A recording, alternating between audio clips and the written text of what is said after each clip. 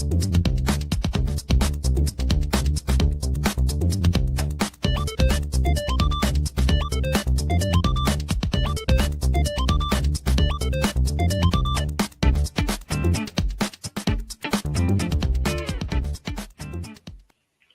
welcome to another episode of the G.I. Joe New News Classified Review.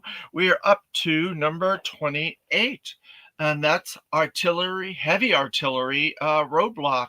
So this is like the fourth roadblock we've gotten in probably 30 something figures. So that seems like an excessive amount of roadblocks for a short amount of time, but that's the way it happened, and that's the way it came out. So we're going to cover this figure, and it's a pretty interesting figure. I like it a lot. So let's strap in and get this rolling. So first off, we're going to get to talk a little bit about the history of this version of Roadblocl. We've got to go to Dan Klingensmith's book series, and it is Creating G.I. Joe, a Real American Hero again.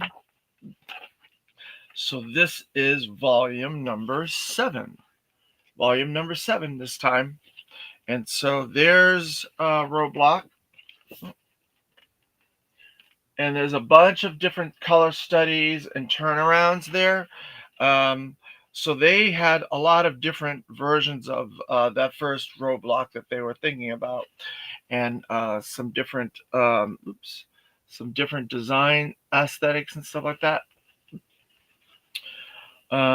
Let's see what Dan had to say about Roadblocl. Let's see. Alternate name, Steamroller or Hardball. So now we know where both of those names came from, because they've become G.I. Joes down the road. Year release 1984, designed by Ron Rudat. Again, Ron Rudat did the first 7 years or so of G.I. Joe designs of figures and characters. He did a few vehicle drivers, and then he moved on to another toy brand from Hasbro. Let's see. Dan says, when designing Roadblocl, Ron wanted him to have the ability to carry a Browning M2 machine gun to show his sheer size and that he was a force to be reckoned with. Ron shared that he would have liked the figure itself to be much taller than his counterparts. This was challenging due to the standardization of the sculpting buck at that time. So yeah, they expanded the bucks down the road, but yeah, it would have been better for Roadblocl to be a little bit bigger, like the Sergeant Slaughter buck. Good morning, Michael Gene Fleming. Thanks for joining us again. Yeah, the Sergeant Slaughter buck, that was a much bigger buck. I think Roadblocl deserved to be on that buck. So yeah, I can understand that. So then we're going to go into his vintage package, and we're going to show that off. Let's see. So there's his vintage package there. And you can see he came with that M2 Browning. It's quite a large accessory, but it looks very similar to what they did in the turnarounds. And that was Collecting the Art of G.I. Joe by Carson Metaxas 3D Joes, part of his series of books. And then we're going to go into Roadblocl's first appearance. Now, coincidentally, Roadblocl appeared in the same first issue of A Real American Hero that Duke appeared in. They were together in this storyline where they appeared at the cemetery to shoot down the Rattler. So Roadblocl and Duke both appeared in issue 22 of A Real American Hero by Larry Hama. That was a really good story. I really liked that. That was the death of Quinn. Spoiler alert: Quinn dies, but he died in this. He died in an earlier issue, and they had his funeral at with the G.I. Joes. So that is that. All right.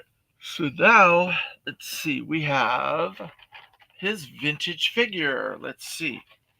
open this up. Now, I do not have all the accessories for this figure. I have most of them. I do not have all of them. All right.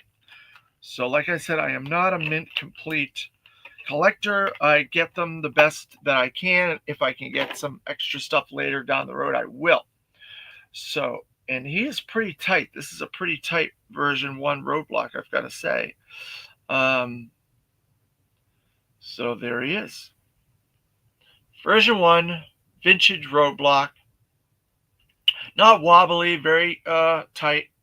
But yeah, I think it would have been better if he was a little bit bigger. But yeah, it is what it is. That's the way it goes. So then he has his backpack.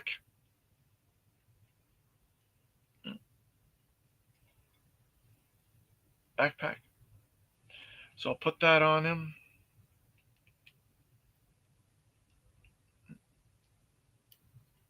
And then he has his helmet.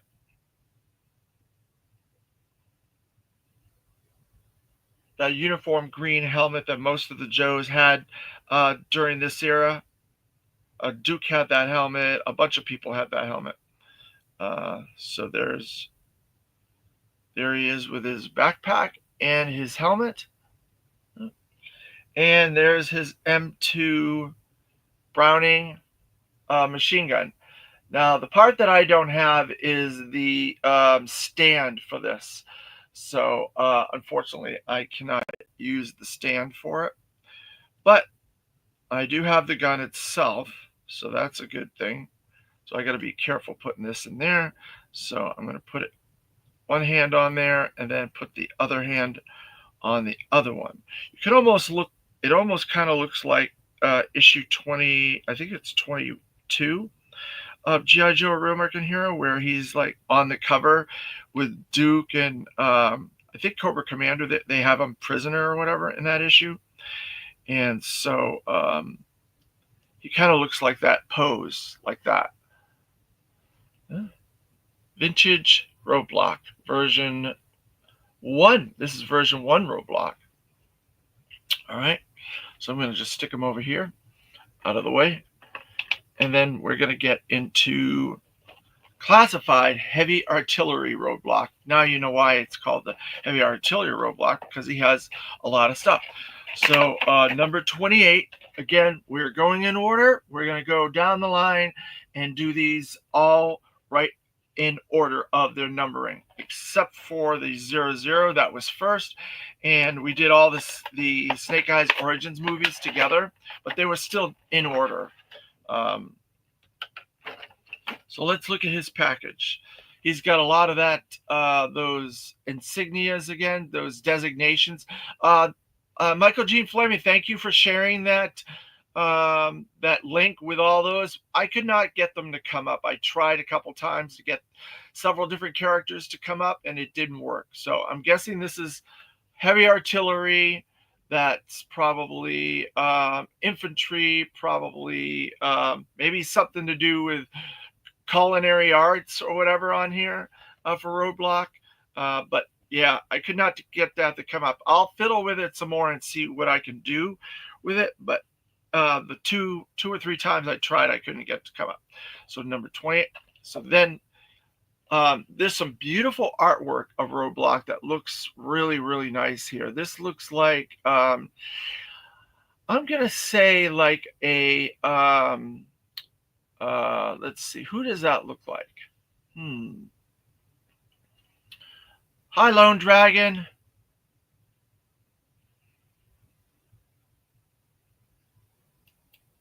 Yeah, we're looking at his package now. Yeah, I understand what you're saying on that. We're going to not comment on that.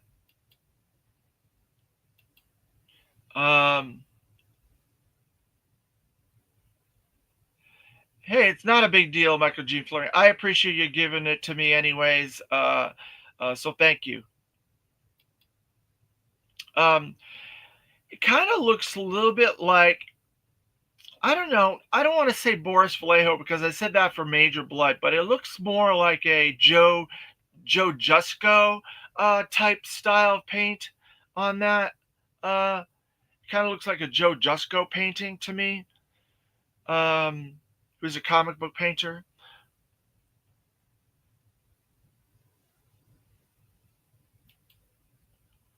So let's see, Lone Dragon. For the love of God, Lenny, please let the next Roblox come with a season one stash only head. Oh yeah. So these ones don't have the stash on them. That's true. You're right about that. Um, so he's a Joe, so he's got the blue package and the back package.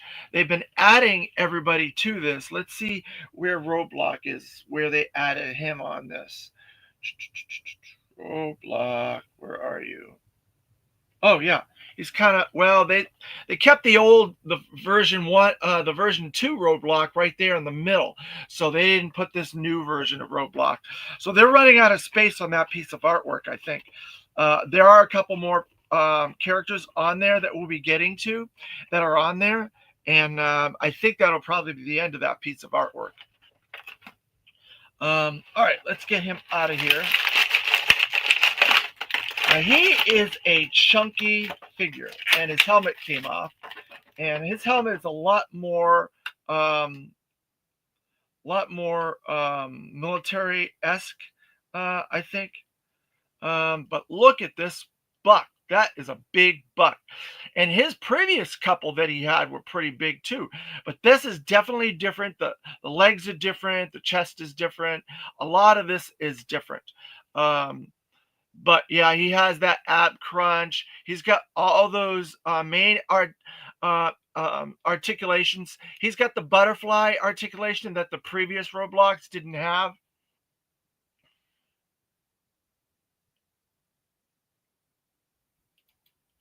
Hey, that's perfectly fine, Lone Dragon, because everybody has their favorite characters and the reasons they love certain characters. So I'm all about that for everybody to enjoy what they like. So yeah, like I was saying, he's got the ab crunch, he's got the swivel, he's got the butterfly shoulder articulation, he's got the swivel there, he's got the 2 points of elbow. Let's see if he's got the wrist. No, he doesn't have the wrist. He does have the hand though. He's got the normal crotch articulation with the leg articulation connecting there. Um, he's got the swivel in the thighs here. That's a new articulation they've been adding to a lot of the figures. So yeah, he's got that. He's got a secondary holster. I think that's going to be probably for a magazine, a bullet magazine. There, he's got the the shin articulation, the foot rocker. He's got the double pointed knee articulation, like most. So he's got most of the same articulation that the recent figures have all had. But he's definitely scaled up. This is a new mold. There's no doubt about it. So they saved up some money and got a new Roadblocl because people must not have liked that Cobra Island Roadblocl, even though I personally thought it was more of a heavy duty. That's just me.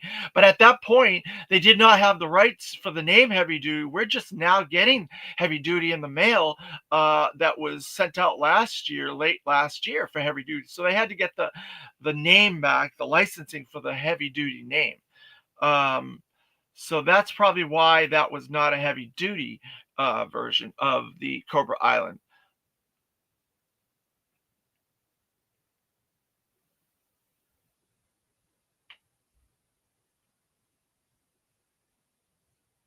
Yeah, you're right. You're right about the mustache and the beard, Lone Dragon. Uh,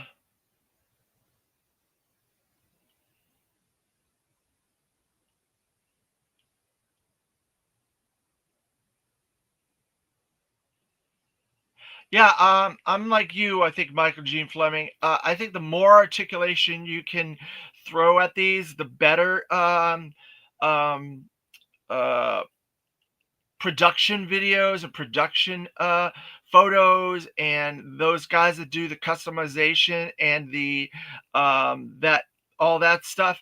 I think that's better for them. I don't personally do any of that, so it doesn't make a difference to me. um, but I think the more articulation you can give these realistically.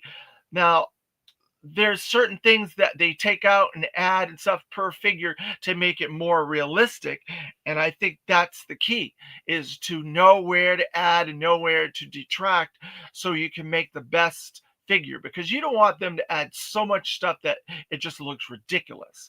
I've seen figures do that. I've seen companies do that with figures. Some of the 4 inch I think just had too much articulation. I think they could have taken a little but a bit out of each of those. So let's look at it. Let's look at this helmet.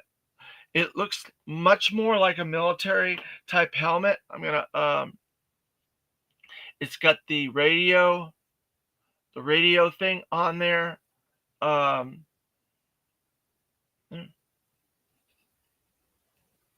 there. It's got a lot more greeble and the bands that can go around his chin and everything. It looks really good. I think that's a very good upgrade from that previous Vintage One Roadblock that I showed you, the helmet. It looks more realistic. There's no doubt about it. All right, so then we're going to take out his um, big gun. Look at this thing. Heavy machine artillery is no joke with this. This thing is absolutely huge. And this is a new piece.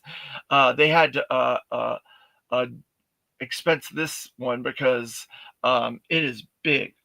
I'm going to see if I can get this in his hand. So let's see. I'm guessing it goes like this. And this is the fun part, me trying to put these weapons in these guys' hands. Because I am terrible at it. You guys know watching these videos. Let's see.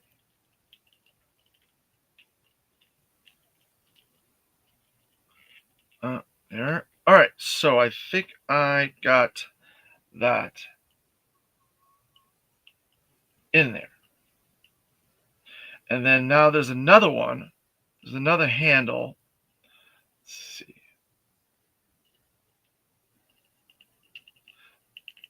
There's another handle here that we can move his hands and we can try to put that in there. See if that will go in there to hold that on that hand. Now this is one of those figures I think he could have used another set of hands maybe.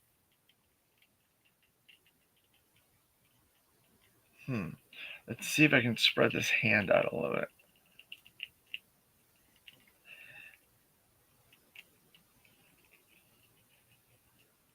All right. So there you go. Lower this arm. Lower this a little bit like that. And so then you have that heavy artillery weapon there like that. I've got both hands on it. So there you go. So this does not have a stand like the vintage one had to put it on the ground so we could be able to like do stuff on the ground, like kind of like a laying position. I guess you could still do that because his head kind of goes up like that. So you just put the rockers on his feet up. You could probably do that. You have to lift this up a little bit and you have to kind of go like that. Like my sound effects, everybody. Um, so I think you could do it. It's just a matter of that, like I said, that photography and that those guys that do those pictures, those. But I am not one of those guys. All right, so that's that. We got that all put together. So then he has some sort of a canister. Let's see if this canister opens or not. Nope. Canister does not open. Looks like it's sealed shut.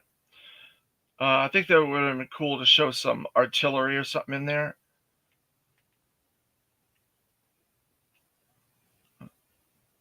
Yep. So it's just a big green canister. I'm not entirely sure why uh, that was included. I don't know if it slides onto the. Oh, it does. So that's good. It slides on here. So let's see. I'm going to try to slide this on.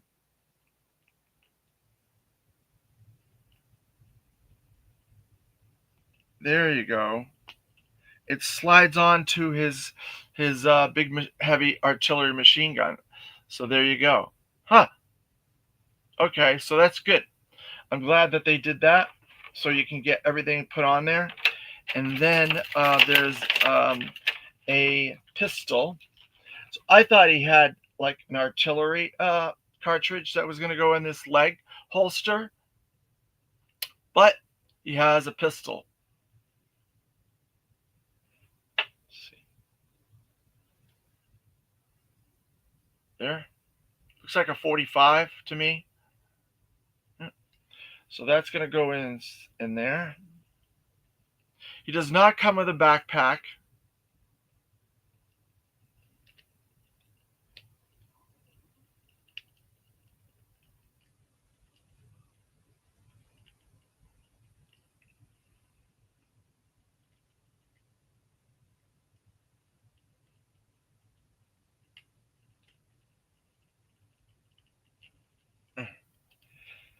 Get in there. I'm having a hard time getting his pistol in his holster. It's in there, but it's sticking out a little bit. I'm going to have to fiddle with that a little bit to get that to go in. Oh, there it is. Okay, I got it in. Whew. So that's the pistol in the holster there. So we got all the accessories on him at the moment. He has these pouches in the back. That's part of his secondary belt and holster part there. You can see the secondary there. He's got a lot of greeble on his boots and his legs. I love when they add all that detail, and I love the camo pattern. They kept that camo pattern from the vintage. Um, I think it looks very much like the vintage. A couple upgrades, you know how they do with the classifying up of these um, pouches and cool stuff. Um, so I like this figure. I think it's a nice upgrade figure to the Cobra Island one. He's got some shin guards on there. I'm wondering if some of this is the version 1, or I should say, yeah, version 1 classified Roadblocl, because the pants look very similar, the shin guards look similar. So there may be some reuse. Maybe the arms are part of the Cobra Island one, and they changed the chest and maybe gave him maybe the head's different as well. Yeah, the head looks a little bit different, but I'm not sure if it's a reuse or not. So there's definitely some reuse, a little bit of reuse, but definitely a lot of, um, or I should say in reverse, there's a lot of reuse and not a little new. This gun is definitely new, obviously, but there's a couple other little things that are new, and then mostly reuse on this. But overall, I think they captured vintage Roadblocl with classified Roadblocl very well. Like I said, it doesn't have the harness, the extra back part there, and he doesn't have a backpack. So that is Roadblocl number 28, classified 28. So we're going to be moving on to 29 next, and that's going to be a doozy. That's going to be quite a big video because I have to take a vehicle apart and put it out of the package and put it together. So if you know your classified, you know the numbering, where this stuff goes, then you know what's coming up next. It's going to be Breaker and the Ram motorcycle. That ought to be a really fun video. So thank you again, everybody, for watching. I have a special 100th sub anniversary episode coming up here very, very shortly. Keeping an eye out on your socials for that. We're going to be trying to cover Joe Fest and cover Yojo June in the next couple weeks. So also keep an eye out on those videos. I will be in the thick of it at Joe Fest, and it's going to be a busy, busy weekend. So I'm going to try to do as many of these as I can before Joe Fest to stay caught up, because I may end up going a little bit farther behind once that happens. So let's see. Also, check out the series on Sundays, Toy Talk, through Action Media. Terry Ruin, me, and Dan Thompson. We talk about all the current events and different things going on in the toy world. That's at 2 p.m. normally. And if you haven't had a chance, check me out on the Circle of Jerks. Their Yojo June pre review coverage. I did an episode last Sunday with them.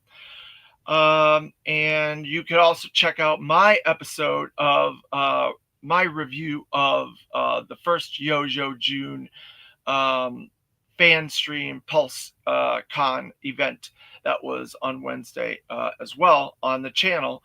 And so there's lots of stuff to check out and look at and watch and enjoy. Like I say all the time, I really appreciate everybody joining me on these chats and checking it out after the fact. It helps us grow. It helps bring attention to the channel. And that's why we've gotten to the 100 subs. So I'm really happy. So there's a lot of cool stuff that's going to be in that video. So I hope you can all be there and comment and contribute. I would love to have you all there. So thank you again. And that was Roadblocl and Yo Joe.